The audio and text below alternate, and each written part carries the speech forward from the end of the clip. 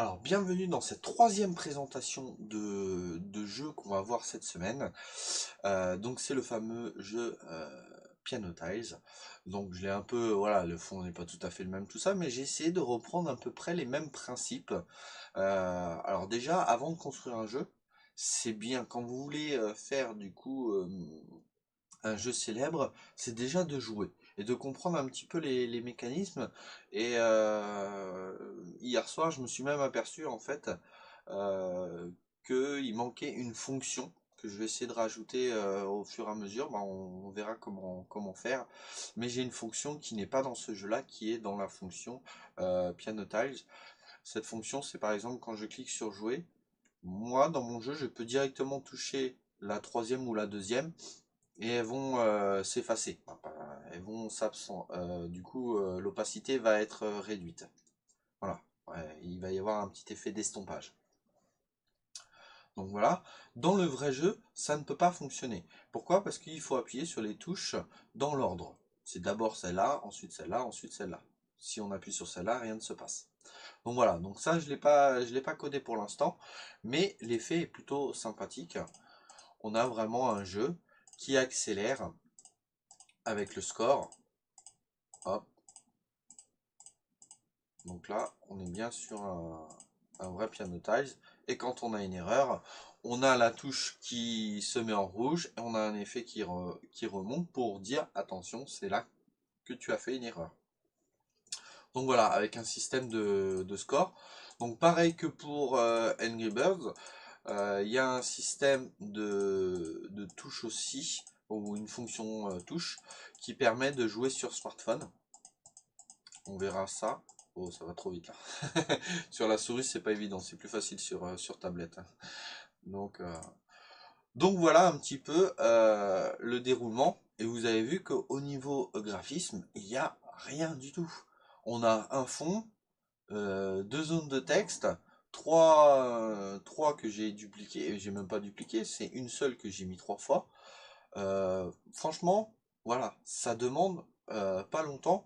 Je pense qu'il va y avoir une série de trois quatre vidéos pour faire un style pianotage, parce que franchement, c'est ultra simple. Après, il faut avoir la logique et décomposer les éléments. Et moi, c'est aussi ce que je vous invite à faire si vous voulez reproduire un jeu assez simple.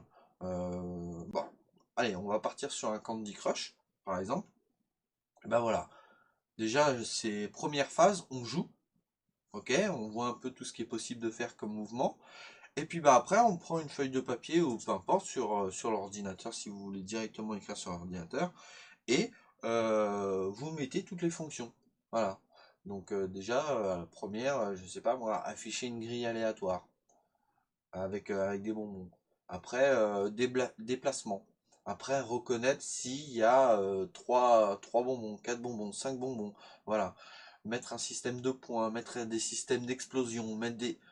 Ouais, et ainsi de suite. Voilà, vous avez compris. Il faut reprendre toutes les fonctions du jeu. Et puis bah, quand vous codez, voilà, vous partez pas dans tous les sens. Vous prenez le premier, bah, vous essayez de les mettre dans l'ordre, hein. On commence pas à voir le système d'explosion quand on n'a pas affiché les bonbons. Ça paraît logique. Donc, vous affichez les bonbons de façon aléatoire, vous gérez les déplacements, après vous gérez les combinaisons, vous gérez les points, tout ça, et ainsi de suite. Et vous checkez en fait, donc ça c'est fait, ça c'est fait, ça c'est fait. Et d'une, pour votre motivation, c'est beaucoup plus sympa et vous allez beaucoup moins vous démotiver parce que vous allez voir que ça avance. Parce que si vous dites, bon allez, je fais un Candy Crush, c'est parti, hop, et vous commencez direct sur Construct 2, au bout de 3 heures de programmation, en plus vous n'avez pas forcément les objectifs, la ligne où vous devez aller, vous allez être démotivé en disant, oh mais jamais j'y arriverai. Non, faut pas faire comme ça. Il y a un vieux dicton, en tout cas j'ai entendu ça plusieurs fois, euh, quand on veut, en fait, quand on veut manger une vache, on la mange pas en entière. On n'attaque pas la vache comme ça et on dit bon on va la manger en une fois. Non, on va la découper en petits morceaux et on va la manger en plusieurs fois. Et bah c'est exactement la même chose pour un jeu. On n'attaque pas en disant on va faire un jeu voilà de A jusqu'à Z en une fois. Non, déjà on le découpe. voilà, en petits morceaux, en objectif. Et après, bah, du coup, ça sera à vous de faire ces petits morceaux. Et vous allez voir que c'est plus sympa si vous avez une feuille avec 15 fonctions et que bah, par jour vous en cochez une, bah, vous savez que vous avancez. Voilà. Parce que si vous ne mettez pas ça en place, et bah, au final, vous allez mettre le même temps que si vous avez les objectifs, voire même un peu plus de temps, mais vous n'avez aucun repère de savoir si vous avancez ou pas. Ça se voit un peu visuellement, mais à un moment donné, voilà, la partie graphique, comme ça, je peux faire une vidéo de 10 minutes. Même vous, mais j'ai même pas besoin de faire une vidéo. Si vous avez suivi les vidéos d'avant, ça vous le faites voilà, en 5 minutes, il n'y a aucun problème. Après, c'est la partie code qui est un peu plus complexe, quoique sur un pianotype, franchement, c'est ultra simple. Voilà.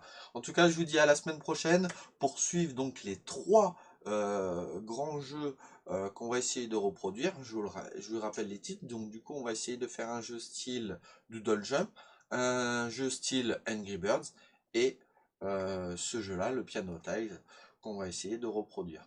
Donc, il y aura normalement 3 vidéos par jour, lundi, mardi, voilà. Une vidéo sur chaque jeu tous les jours. Je vous dis à la semaine prochaine. Ciao, ciao!